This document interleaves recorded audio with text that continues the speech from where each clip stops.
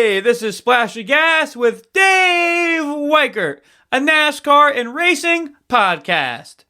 What a terrific weekend out in Phoenix as ARCA, O'Reilly, IndyCar, and of course Cup Series would be ready to duke it out in the desert.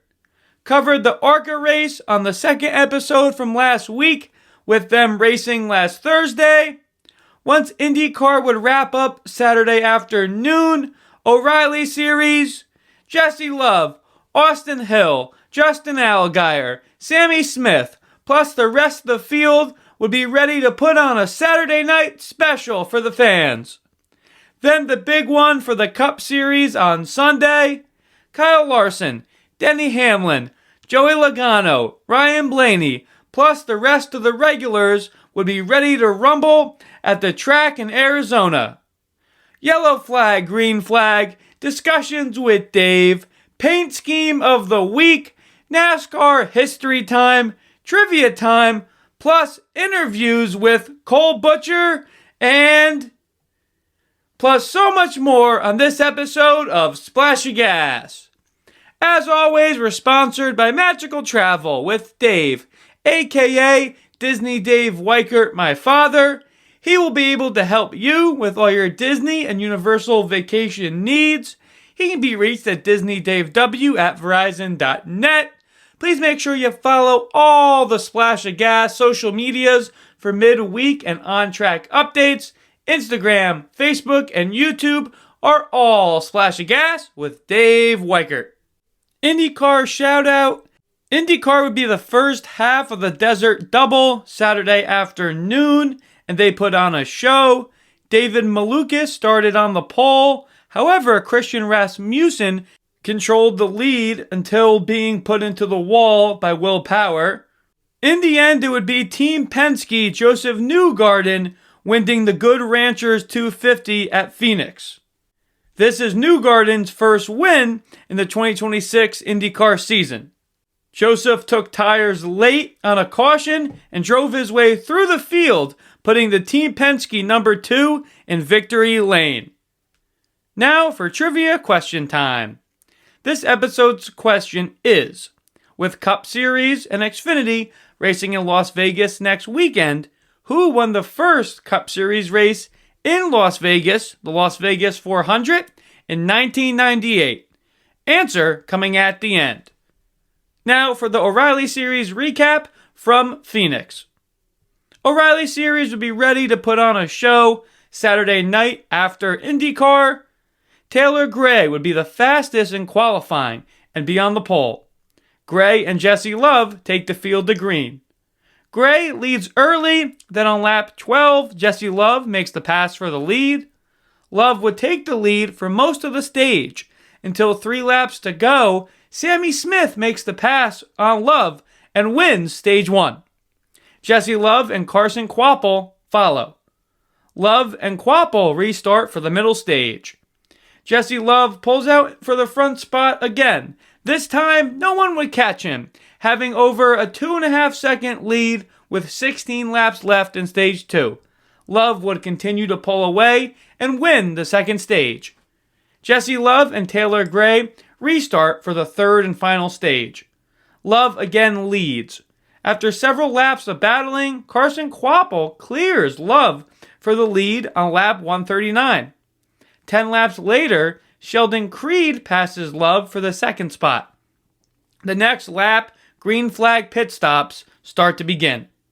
Up until that point, the race had not seen a wreck.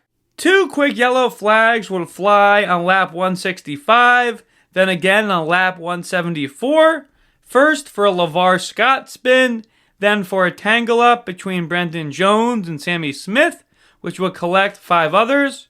Sam Mayer and Sheldon Creed restart with 14 laps to go.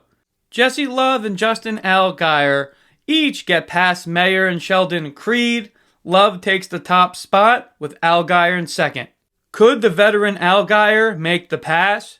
10 to go. Allgaier clears Love for first. 7 to go. Love gets alongside Justin, but can't make the pass. The final laps go green. Justin Allgaier nabs his first win of 2026 in the desert out in Phoenix. Congratulations to Junior Motorsports. Next up for the Cup Series recap. Cup Series would be ready to roar in the desert on Sunday. Joey Logano would be the fastest in qualifying and be on the pole. He leads early as Kyle Larson follows in second. Ryan Blaney would get up to second and start chipping away at Logano's lead. 12 to go in the first stage, Ryan Blaney gets past Logano for the lead. Blaney holds Joey off and wins stage 1, followed by Christopher Bell and Joey Logano. Logano and Bell restart for the second stage. Bell gets the jump and leads. Logano falls to third with Blaney up to second. First yellow for incident would fly on lap 95 as SVG slides. On the ensuing restart, Daniel Suarez and Chase Elliott tangle mid-pack, bringing out another yellow. Bell and Logano restart. Joey gets the jump this time and leads. Bell would pass him and lead again. Lap 132, another yellow as Chase Briscoe has a tire go down while running third and goes into the wall. Tough ending for him there. Bell gets the jump and back to the lead on the following restart. Yet another yellow, and this was very strange. Noah Gragson has his tire go flat and his brake rotor explodes. Under the caution, Zilich, Shane Van Gisbergen, and Michael McDowell also have their tires go flat.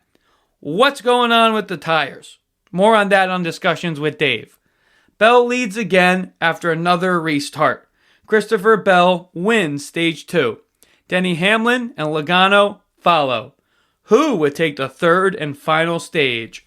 Bell and Joey restart, and again Bell leads. 2 quick yellows would occur to start the stage. The second one, Logano would spin Ross Chastain. Josh Berry and Bell then restart. Bell leads, Blaney up to second. Blaney tries to pass Bell for several laps. 67 laps to go. Van Gisbergen spins again, bringing out the yellow. Field pits. Bell and Ty Gibbs restart with Blaney and Buescher on the second row. They don't make it too long again as Logano and AJ Allmendinger touch, sending Joey spinning, collecting 6 others. Mayhem for sure in this one. Bell and Ty Gibbs restart with 49 to go. How many more yellows would we see? Bell clears for the top spot. 30 to go. Bell still leads with Blaney then Gibbs following. 25 to go. Austin Dillon in the wall. Yellow out in the field pits. Many take 2 tires. Bell elects for 4 tires. Ty Gibbs and Ryan Blaney restart with 19 to go. John Hunter Nemechek and Zane Smith tangle, collecting Ty Dillon. Another yellow. Gibbs and Larson restart with 12 to go. Blaney and Byron on the second row. Gibbs leads with Blaney in hot pursuit. 10 to go. Blaney takes the lead. 7 to go. Bell passes Gibbs for second. Could he catch Blaney? The mustache would prevail. Ryan Blaney would stand strong in the clean air and win in Phoenix. What a race. This race saw the most cautions ever in a Cup Series race at Phoenix. It got crazy. Quick look back at the predictions we made. O'Reilly Series, Justin Allgaier gets the win. Predicted that one. Cup, I went with Chase Briscoe. He was running third when his tire went and he goes into the wall, ending his day early. He finishes 37th. Now for yellow flag, green flag. Yellow flag, O'Reilly. Tough day for Nick Sanchez. Goes laps down and finishes 35th. Green flag, O'Reilly. Jordan Anderson Racing. They get 2 of their cars in the top 10. Jeb Burton finishes 7th. And Raja Karuth in the 32 finishes 8th. Great run for that team.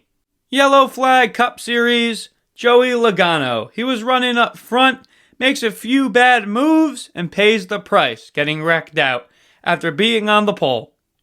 Green flag, Cup Series. The Stash comes out in victory lane.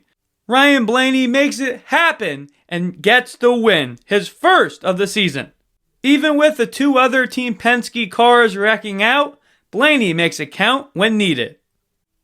Now for discussions with Dave. First topic, Phoenix tires.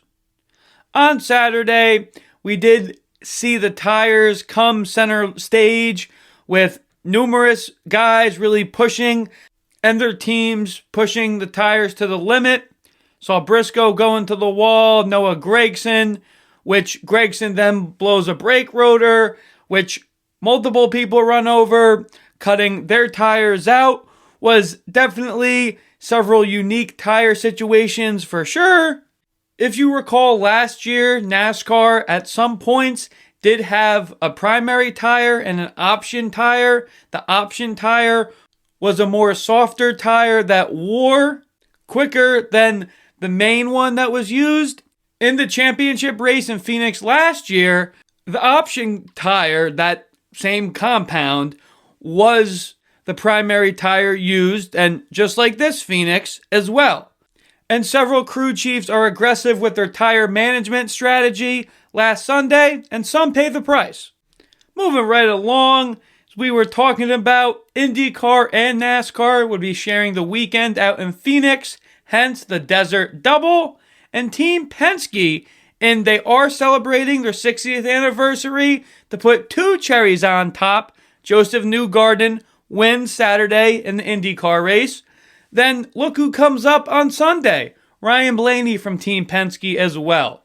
They are sure dominant in the desert. Keeping on the same IndyCar NASCAR theme, we saw last year, the last 2 years, Kyle Larson has ran the double, the Indy 500.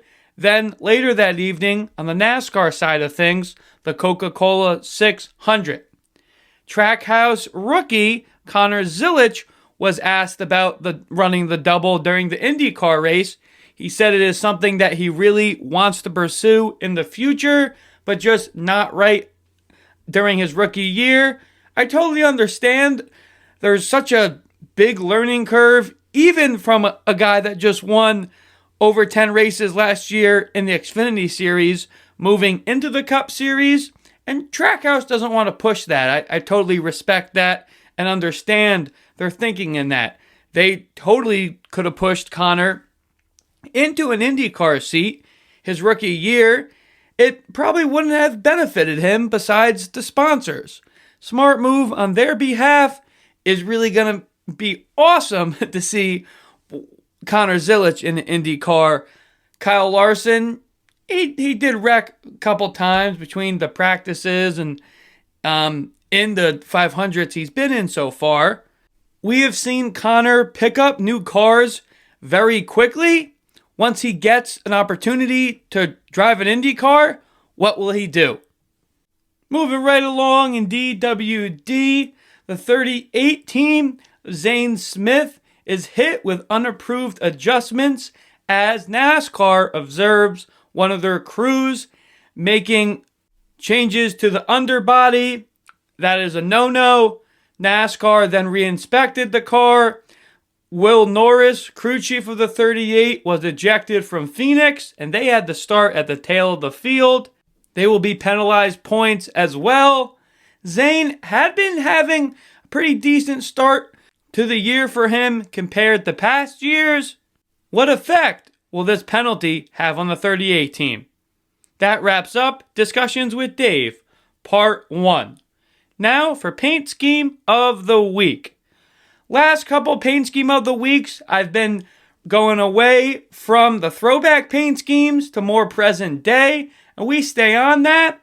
Last year, we saw Todd Gilliland pair up with Grillo's Pickles for the pickle car, the 38, and it is sure pretty cool. Last year, when he was in the 38, Gilliland, still with front row, was driving the Grillo's Pickle sponsored car, and you got to take a look at this. There is an animated pickle on the hood sitting in a picnic chair. It is cool. And then you see it, the pickle car on the side. Very neat. Check that out. Now for NASCAR history time. Vegas, 1996. 2 years before the NASCAR Cup Series first raced in Vegas, the city already had a place in NASCAR history as NASCAR Truck Series visited that year. That race, Jack Sprague captured the victory of the first Truck Series race held in Vegas, marking an early milestone in the young division. By the end of the season, Ron Hornaday Jr. emerged as the series champion, clinching the title in the final race of the year and cementing his status as one of the early Truck Series stars. 2006. Jimmy Johnson delivered one of the most thrilling finishes in history of Las Vegas Speedway, edging Matt Kenseth just by over 0.045 seconds in a dramatic dash to the checkered flag. Johnson made the decisive move on the final lap, surging back past Kenseth as the pair exited turn 4 to snatch the victory in the closing moments.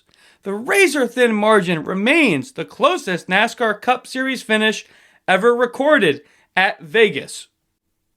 Now for our first driver interview of the episode. We were talking a lot about this guy at the end of the ASA All-Star season, and matter of fact, all throughout that series last year. The eventual champ, Cole Butcher, now full-time in the Truck Series. Here's what Cole had to say. Next guest we bring on the Splash of Gas is driver of the 13 for Thor Sport, the NASCAR Truck Series, and 2025 ASA All-Star Tour champion, Cole Butcher. Thanks for joining the show, Cole. Hey, how are you doing today? I really appreciate you having me. Yeah, doing great, of course. Great to have you on here. Before we get into the NASCAR stuff, as I was just saying, big fan of late model racing. Last spoke to you on track at New Smyrna before the 2024 Clyde Hart. Such top talent in that series. How has the ASA Tours improved you as a driver? Just the competition, stellar. Every race, there's 10 people that could win, given every weekend. So just being prepared. I mean, super late model racing isn't like it used to be. You just don't show up and race anymore. There's a lot of preparation that goes on throughout the week between yourself, the team, and your teammates. So it's just a fun experience, and been fortunate to do it the past 4 or 5 years. Awesome. Yeah. Appreciate you touching upon that. You've said in past interviews that you've learned a lot from late model legend Bubba Pollard. You've raced against him for some time now. Not trying to give any secrets away, but craft-wise, what have you learned from Bubba? Bubba's just very patient and knows where he needs to be at the end of a race. And I think the last couple of years we've kind of developed that. Now switching to this tire, I think it's even more important than it was the past 2 years, because it seems like this tire needs a lot of drive. So yeah, just learning those types of things. Just got to be there at the end, basically. Got it. That's what it's all about. Last year on the ASA Tour, 12 races, 4 wins, 8 top 5s on the way to the championship to close out the year. You've won a lot of races in previous seasons. What clicked for you and your team en route to the championship last year? We just all really meshed very well. Everybody on my team. It wasn't necessarily a team. It was just a big family. And I think it showed on the racetrack. I mean, my spotter Platt and I have a great relationship. Jerry and Will are great friends of mine. Randy came on last year, and he's a fellow Mainer. So we kind of have that close to home relationship. And me and Bond's relationship has just kind of kicked off to another level. From a crew chief aspect, we meshed very good, but also when I had my little boy, we kind of grew as a big family between the Susses and the Butchers. So I wouldn't necessarily call the 28 team a team. I would more so call it a family. That's awesome. I remember you talking about Bond in 2024. So that's what racing is all about. So it's awesome that you get to experience that. Last season, you make your debut in the Truck Series, driving the 62 for fellow Canadian Stuart Friesen for Hallmark Friesen Racing. Driving the truck at Bristol and in Phoenix. What were those experiences like for you? Oh, it was just different. These trucks weigh quite a bit more than my super late model. They have a little bit more horsepower, a little bit different tire. But just everything kind of reacts different than you would expect. So between last year and even the start of this year, it's just been a lot of learning myself between the air, the tire, road course experience, shifting, downshifting, just things I've never really had to worry about in my late model career. So I'm just trying to get accustomed to everyone. I have a great group around me at my Thor Sport Racing and my T Sport F-150, and all my guys on my team are sticking behind me. And just can't thank them enough, and I can't thank Duke, Rhonda, and Allison enough for giving me this opportunity of a lifetime. Got it. Yeah, definitely some changes, but I'm glad that you're learning a lot. As the big names in late model racing do in December, you make your way to Pensacola for your ninth Snowball Derby in 2025. A lot of weather down there this past year, unfortunately. Sure, you wanted more, but you come home with a P15 finish. How would you sum up your Snowball Derby from last December? Yeah, it wasn't very good at all. We kind of struggled the last two derbies. I mean, the following derby before that, we had a flat left rear tire, and it kind of took us out of contention, and we were pretty good that day. But yeah, last year we just really struggled. I don't know if it was the weather that kind of got us behind or whatnot, but we thought we had a really good piece going into it. But it just didn't work out, and it happens like that once in a while, right? Like you can't win them all. So we took it, we learned from it, and we're still applying what we're learning now. We know this tire needs a lot of drive, and we know our supers right now just don't have that. So we're in the R&D phase right now, and we look forward to Pensacola here a week from tomorrow. Awesome. Thank you for touching upon that. You had a busy winter. You just talking about the opportunity that Thor Sport gave you. Was announced in January. You'd be driving full time in the 13 truck. I mean, how did you feel once you signed? I mean, you just said it was the opportunity of a lifetime. Yeah, it just felt good to get it rolling. We kind of signed later than we wanted, but it was just kind of how it worked out. We were in the mix with a couple other teams, but Thor Sport felt really good. Felt like home. Really liked Duke, Rhonda, Jason, everybody there. So it just kind of felt kind of similar to my Wilson Motorsports group, and I kind of have a feel or a vibe I'm looking for when it comes to racing. Because once again, I do this with my family. I have a family myself, so the atmosphere is very important. So kind of took that into consideration. Went up and did a tour, just happy with everyone. Ford was more than welcoming, and just so far, no complaints at all, and I don't really necessarily see that there should be any complaints in the future. That's awesome that you can find that family aspect with for motorsports. Have a lot of talent in your teammates. Multiple truck championships between Ben Rhodes and Ty Majeski. Obviously Ty Majeski is really big in the super late model side of things. What have you learned from your teammates so far?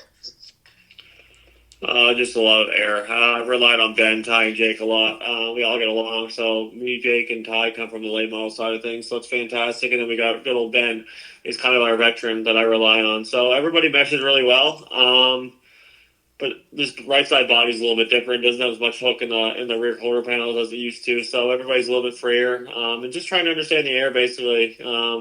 Super late models, you can follow someone right and be an inch off their tail, and if you do that now, you're going to be tight as can be. So, just taking stuff like that into consideration, and just a lot to learn. Got it. Glad that you have those resources and your teammates there to lean on as well.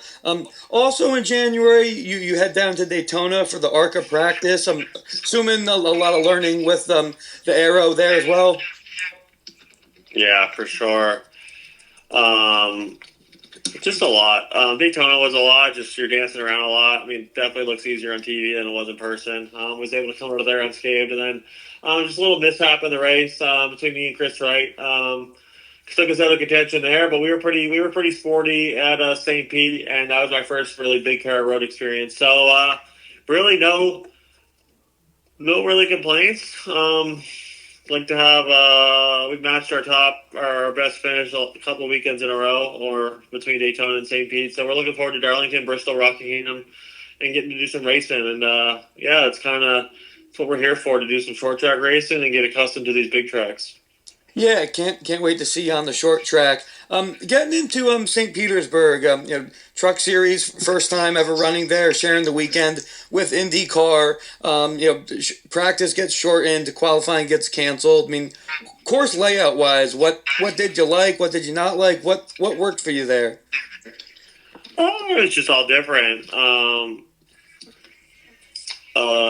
It was just, I didn't really know, right? Like, I thought there was way more passing zones. I thought everybody treated everybody with respect. It was a good race. I think St. Pete and everybody there enjoyed it. It was cool walking through the IndyCar garage and just seeing all the different people, the different fans. So I definitely think it was a hit, and I would not be shocked if we went back there next year. Awesome. In the end, you get the 13, your top 15 finish, and finish 14th. I mean, after the way Atlanta went, how are you feeling after your first street course with some short tracks coming up, as you mentioned? We're really looking forward to it. I think, once I kind of get a handle on this whole aero thing, we're pretty good. I think we should be contending for top 5s, top 10s. 10s, no problem. But like I said, there's a lot of learning for me to do, a lot of maturing for me to do in this type of sport. So yeah, we're just taking everything as it comes, and we're really looking forward to the rest of the season. Got it. Taking it race by race. You're no stranger to short tracks by any means. In 2026, there's going to be some tracks you're going to for the first time. How do you prepare for going to a track like that so you can execute once the race goes green? Yeah, it's just a lot of sim time, relying on your teammates, a lot of just kind of riding and figuring it out as you race, honestly. I mean, Daytona, I've never been there, never been on the racetrack.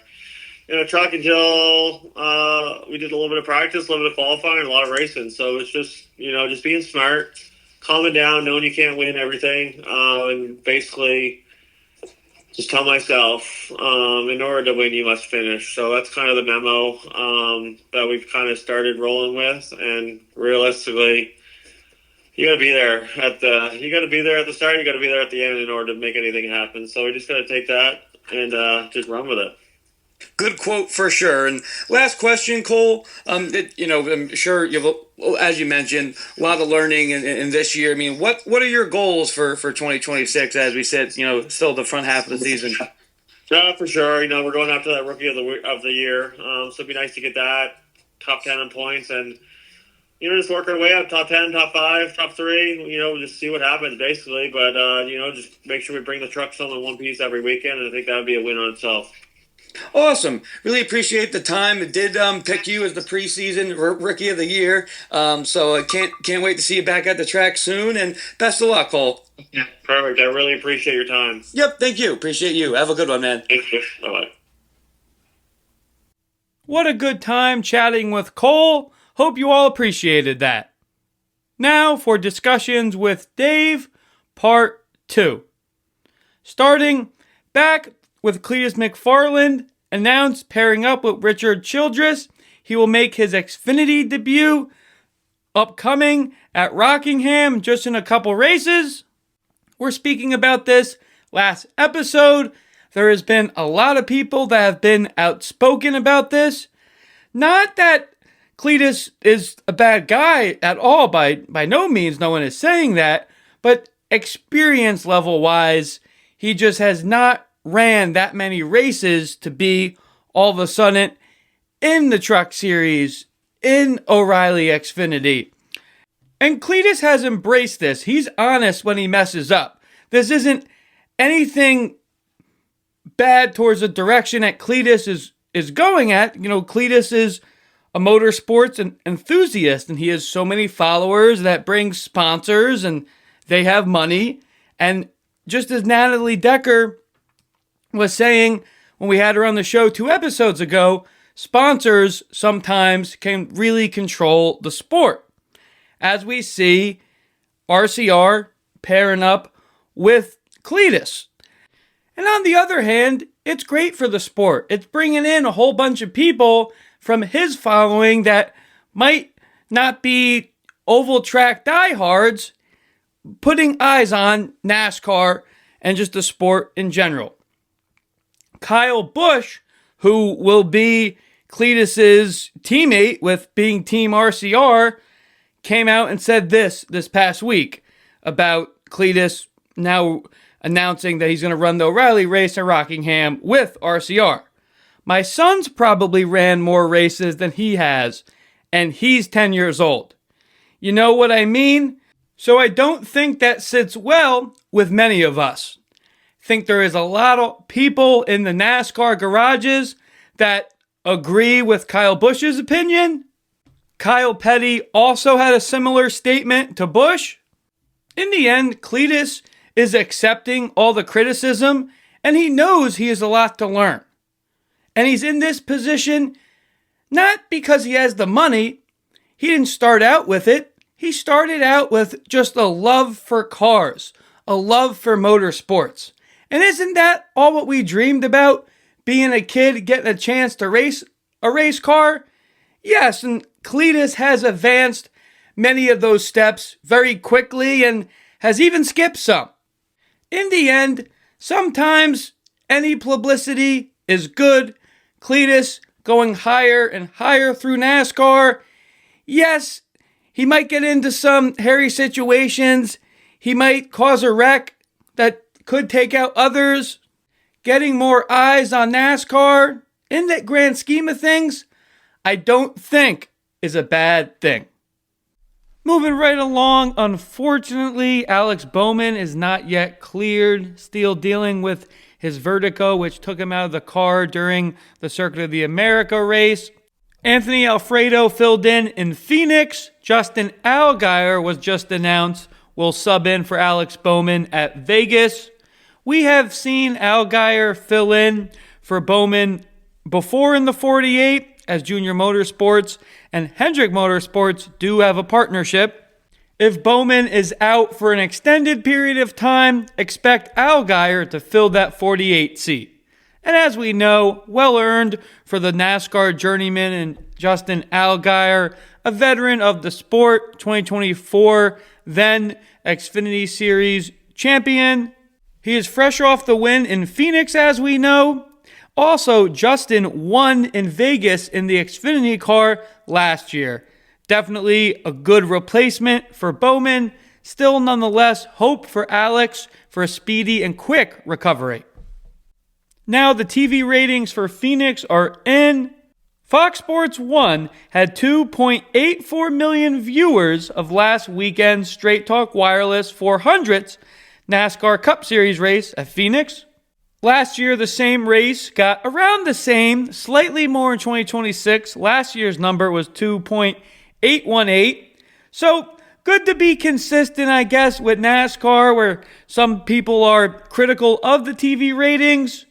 They do go up slightly by 0.03, hoping for a bigger jump in Vegas.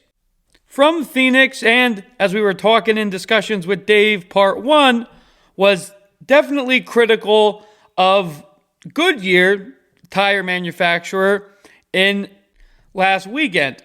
The Las Vegas tire specifics have been released. Goodyear is going to be using the same tire they used in Vegas in the fall last year. This is also the same exact tire that they ran in September in Kansas. So the crews do have experience with this specific Goodyear Racing Eagle that they're going to be using in Vegas. Hopefully that is to their advantage and teams rely on their notes and improve on that, and we don't see the tire failures that we saw last weekend. Now for our second driver guest of the episode, O'Reilly Series driver Jeremy Clements. Here's what Jeremy had to say. Next guest we bring on the Splash of Gas is driver of the 51 Chevy in the NASCAR O'Reilly Series is Jeremy Clements. Thanks for joining the show, Jeremy. Yeah, thanks for having me on. I appreciate the time. Yeah, of course. You as well. Before we get into the recent racing action, your family carries a long history of racing. You're from Spartanburg, South Carolina. What was it like growing up racing at such a young age? Man, I grew up in the race car shops and just going from track to track, and yeah, just instilled in me at a young age going with my grandfather Crawford Clements and my dad and uncles who were racing at the time, and then being brought to race at a young age when I was 7, racing go-karts at dirt tracks.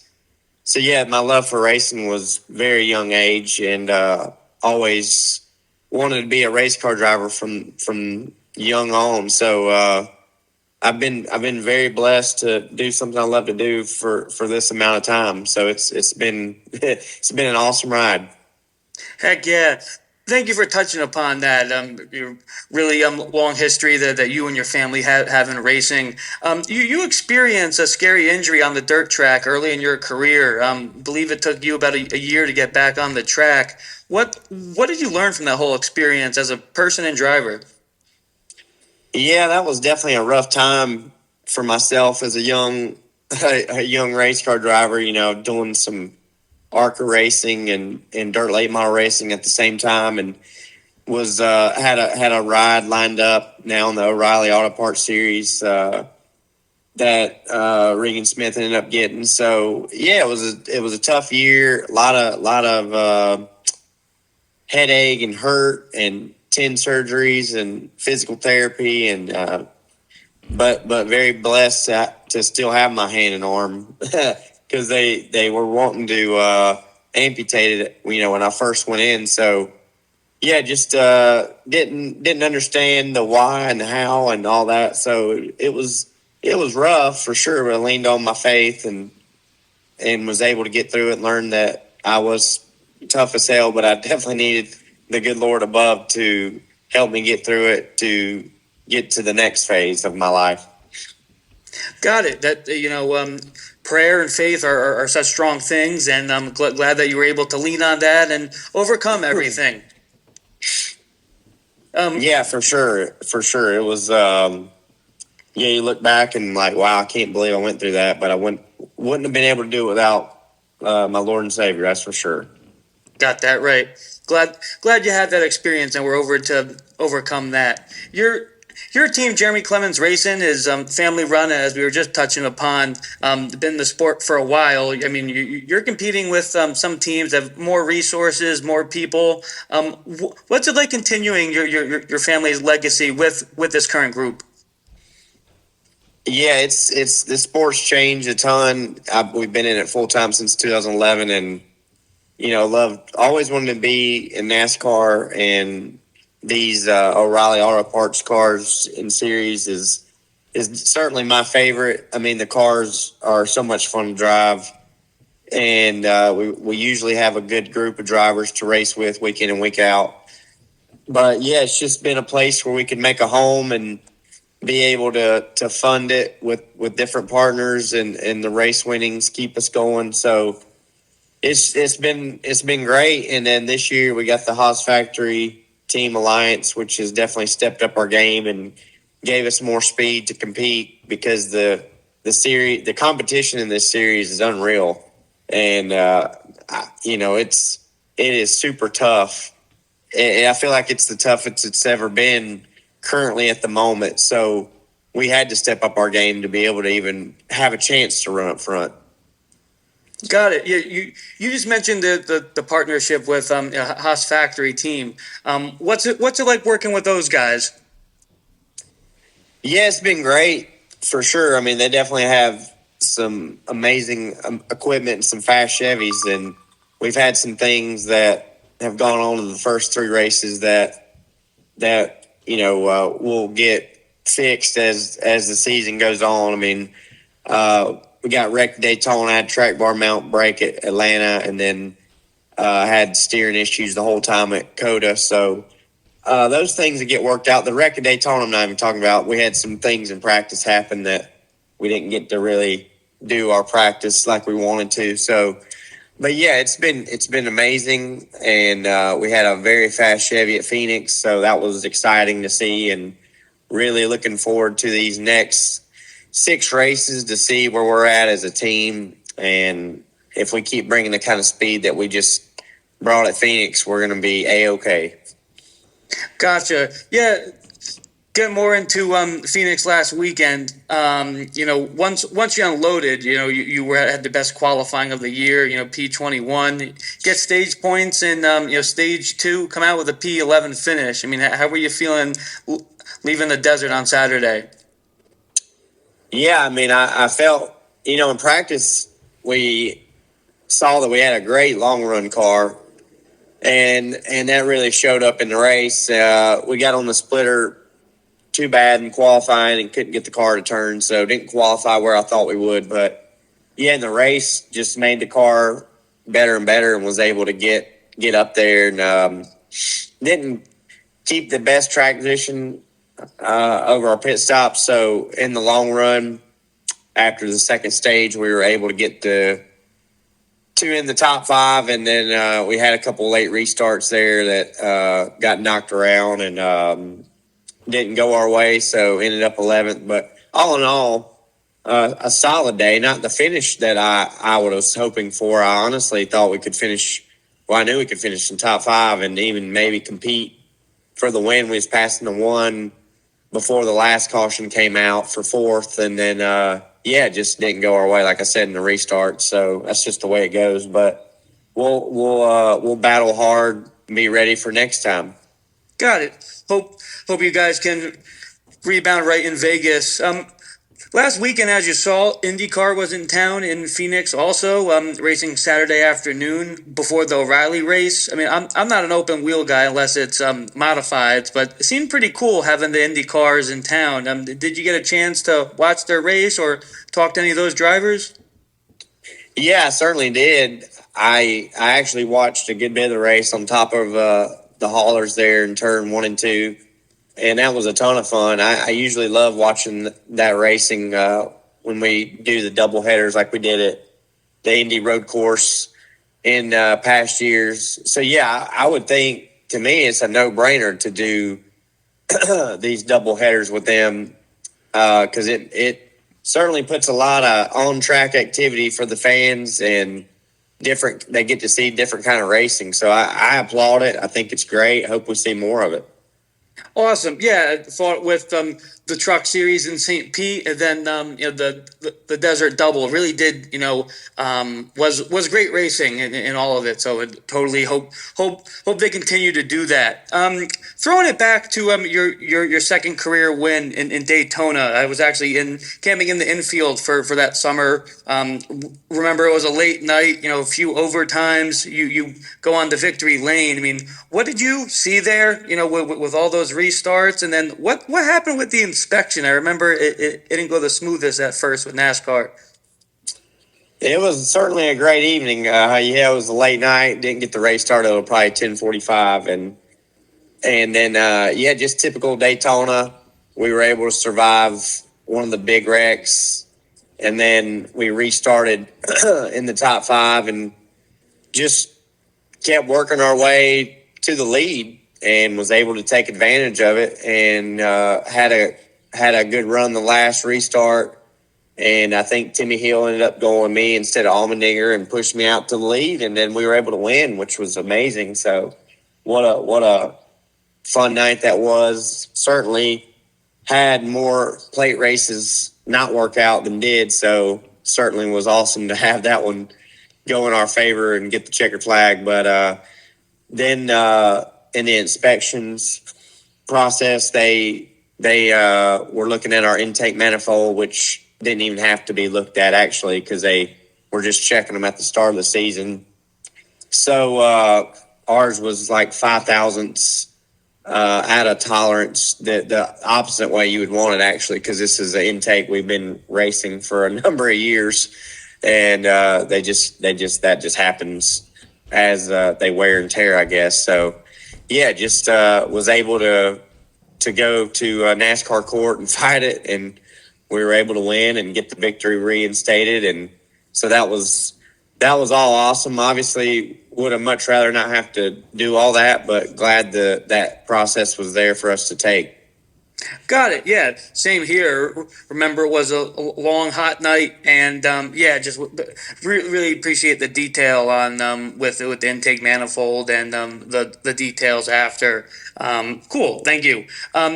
looking at last year, 2025, 4 top 10s, 10 top 15s. No, the season, as you mentioned, didn't end the way you would have liked it. I mean, but how would you sum up last year for you?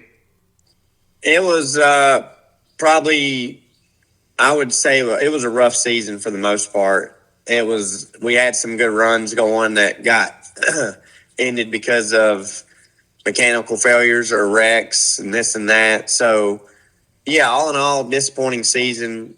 But yeah, we fought hard, gave it all we got with our group of guys, and it was just at the time, our cars that we had been racing, they were just wore out. They're aged out. That's why this Haas deal happened, because trying to buy new cars, and went to them to see if they had any for sale, and then this deal was offered. So, yeah, I think we did the best with what we had, and it's just with the current rules package, it's just aged out, and we needed to make some significant changes to our cars to be able to be more competitive, and that's why we're doing what we're doing now. Got it. Glad that you have that the opportunity with Haas to work those things out and improve, just like you said.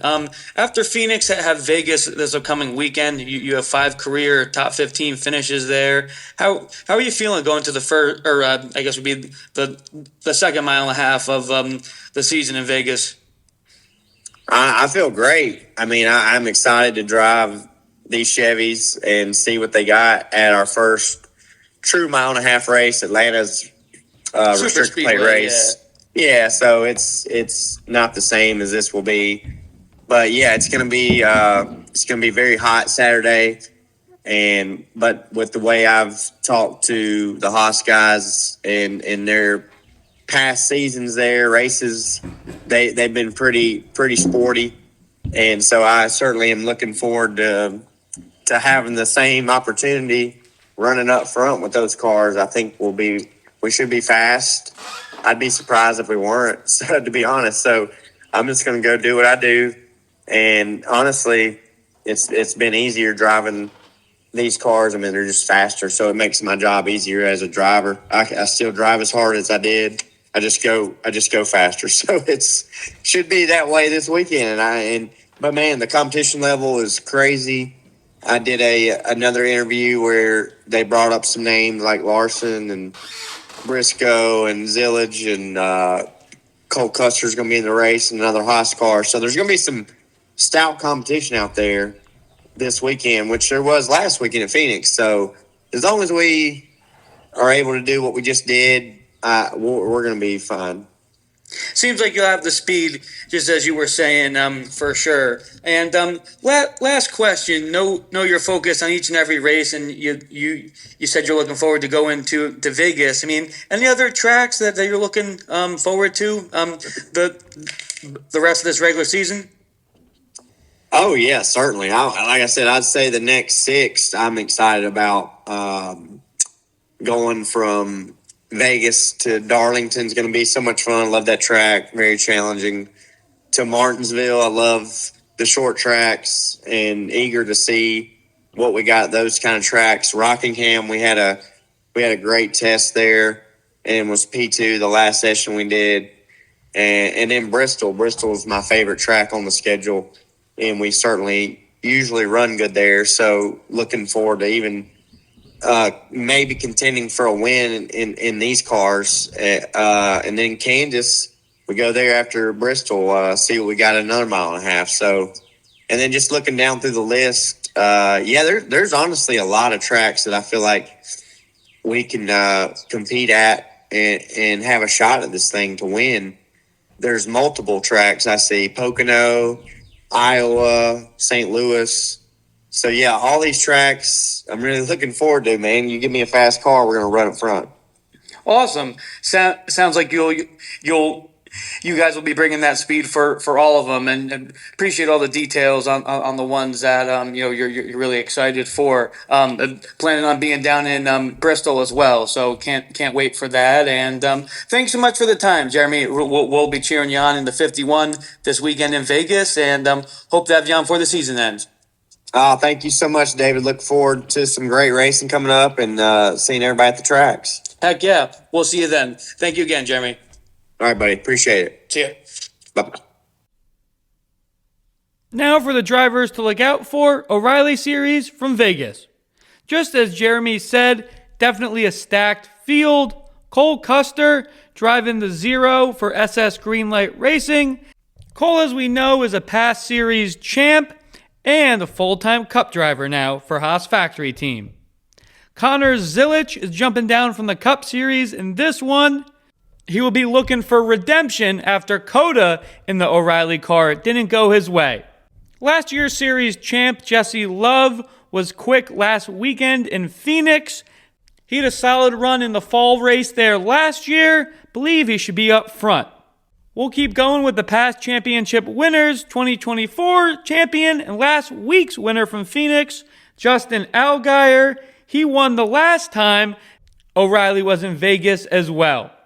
Chase Briscoe is another full-time Cup guy jumping into the Joe Gibbs 19 O'Reilly machine.